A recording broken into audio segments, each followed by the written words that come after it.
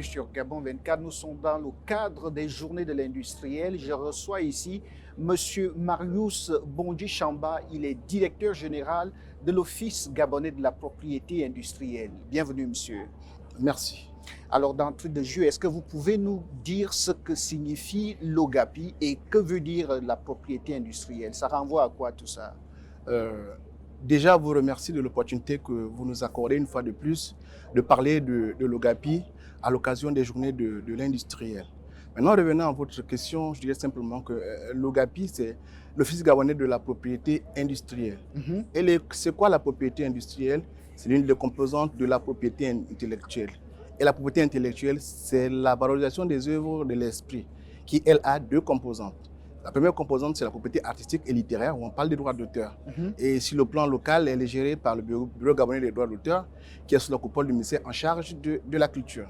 Mais la deuxième composante, donc celle qui nous concerne, c'est la propriété industrielle, qui valorise également des œuvres de l'esprit, mais qui sont en rapport avec les signes distinctifs, qui sont en rapport avec la technique.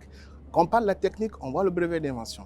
Quand on parle de signes distinctifs, on voit la marque de produit ou de service. Quand on parle de signes distinctifs, on voit le nom commercial ou encore on voit l'indication géographique. Alors, quel est le processus, sinon le parcours à suivre pour finir par obtenir son brevet? Alors, vous êtes un compatriote, vous avez le génie créatif. Vous voulez protéger votre brevet parce que vous avez réfléchi par rapport à la technique. Nous avons sur le plan local une structure qu'on appelle l'Office gabonais de la propriété industrielle. Cet office représente l'Organisation africaine de la propriété intellectuelle qui, elle, est basée à Yaoundé, au Cameroun. C'est à Yaoundé que l'on délivre le titre. Mais sur le plan local, lorsque vous voulez avoir ce titre, vous passez par l'OGAPI, l'Office gabonais de la propriété industrielle. Lorsque vous arrivez dans nos services, nous avons des collaborateurs qui vous renseignent par rapport à la documentation à fournir. Et à l'issue de cela, une fois ce parcours est abouti, nous pouvons envoyer votre dossier à Yaoundé pour que, in fine, votre titre soit délivré. Et au niveau de Yaoundé, est-ce que c'est la dernière instance qui est une forme de tutelle du bureau national? Oui, il faut dire que l'OGAPI, on appelle dans le jargon la propriété industrielle, c'est la SNL. C'est l'institut national de liaison du Gabon avec l'OAPI, avec l'Organisation africaine de la propriété intellectuelle.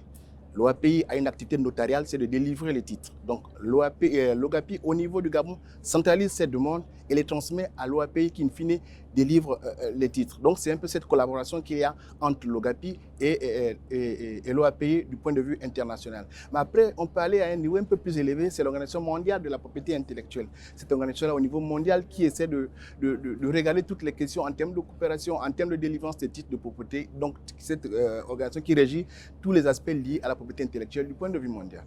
Et pourquoi est-ce qu'on part de l'Office gabonais de propriété industrielle jusqu'à l'Organisation africaine de propriété industrielle et intellectuelle, autant pour moi? Pourquoi partir de la propriété industrielle à la propriété intellectuelle? Dans mes propos liminaires, je vous disais que la propriété intellectuelle a deux composantes. Propriété artistique et littéraire, premier pan. Propriété industrielle, deuxième pan. Maintenant, l'OAPI a bien voulu avoir des représentations dans les États membres, des structures nationales de liaison, ce qu'on appelle les SNL. C'est dans ce cadre que l'OGAPI représente l'OAPI sur le plan national. Quand vous avez des questions à transmettre à l'OAPI, quand vous voulez vous adresser à l'OAPI, sur le plan national, vous passez par l'OGAPI. C'est l'OGAPI qui s'occupe des questions de propriété industrielle et qui les transmet à l'OAPI. Mais bien entendu, il y a un deuxième pan. Le deuxième pan, c'est le Bugada. Mais il faut dire que toutes les questions concernant l'OAPI, elles sont plus gérées plutôt par l'OGAPI. OK. Qui dit propriété dit forcément qu'on a une idée d'appropriation. Alors, quel est le domaine de droit qui régit, sinon qui cadre les activités de l'OGAPI? Il faut dire que la propriété intellectuelle, c'est d'abord du business. C'est vrai. En amont, il y a l'esprit, il y a le génie qui est là. Vous êtes né, vous avez un génie. Dieu vous a donné quelque chose que les autres n'en ont pas et puis vous créez quelque chose. Et on vous délivre un titre. Mais ce titre, ce n'est pas ce n'est pas un diplôme que vous allez placarder dans votre salon ou dans votre chambre. Non. Non. Ce titre, c'est quelque chose qu'il faut exploiter. Et lorsque vous l'exploitez, c'est vraiment beaucoup de richesses qui tournent autour de cela. Simplement pour dire que les activités tournent principalement autour du droit privé. Du droit privé. Maintenant, au niveau de l'OAPI, il y a ce qu'on appelle l'accord de Bangui. C'est cet accord-là en 1962 d'abord. Et ensuite, en 1977, les États membres de l'OAPI se sont retrouvés pour réfléchir ensemble sur les questions de propriété intellectuelle. Et c'est de cet accord qu'on appelle accord de Bangui que sont régies les activités liées à la propriété intellectuelle. Et quel est donc le rapport qu'on peut faire aujourd'hui entre la propriété industrielle, sinon l'organe qui régule, qui est l'OGAPI, et la thématique qui nous réunit aujourd'hui, en fait, c'est la stratégie d'industrialisation du Gabon. Comment est-ce que la propriété intellectuelle peut participer à la dynamique de l'industrialisation? Alors, vous soulevez là une question très importante en termes de propriété intellectuelle. Comme je le disais, à la base, il y a la réflexion. Nous partons de l'idée jusqu'à sa matérialisation. Dans le cadre de l'industrialisation, vous voyez, nous partons du produit, de la matière première qui suit un processus de transformation jusqu'à avoir le produit fini que l'on met sur le marché. C'est bien évidemment, c'est ça la propriété intellectuelle. Vous avez une idée, vous réfléchissez et cette idée, elle est mise en œuvre à partir d'un actif qu'on appelle un brevet d'invention, un actif qu'on appelle un nom commercial, un actif qu'on appelle une marque de produit ou de services. Donc c'est en cela que la propriété intellectuelle occupe une base centrale dans le cadre du processus d'industrialisation. En ce sens qu'elle intervient d'abord en amont. Vous voulez créer une entreprise, vous lui attribuez un nom, c'est ce qu'on appelle le nom commercial. C'est sur la base de ce nom que votre entreprise pourra rendre ses services dans le marché. C'est un peu comme vous. Lorsque vous êtes né, votre papa et votre maman vous ont attribué une identité pour vous distinguer de vos autres frères et sœurs. Et dans le cadre de la propriété industrielle, le nom commercial identifie une entreprise, identifie une enseigne, identifie une structure commerciale. Donc c'est en cela que la propriété intellectuelle occupe une place centrale. Sinon, en amont de tout processus d'industrialisation, il faut que la propriété intellectuelle soit d'abord valorisée, prise en compte, prise en œuvre. Simplement pour dire que nous accompagnons les opérateurs économiques dans le cadre de la sécurisation de leurs investissements. Vous êtes un opérateur économique, vous êtes une entreprise, vous êtes une industrielle.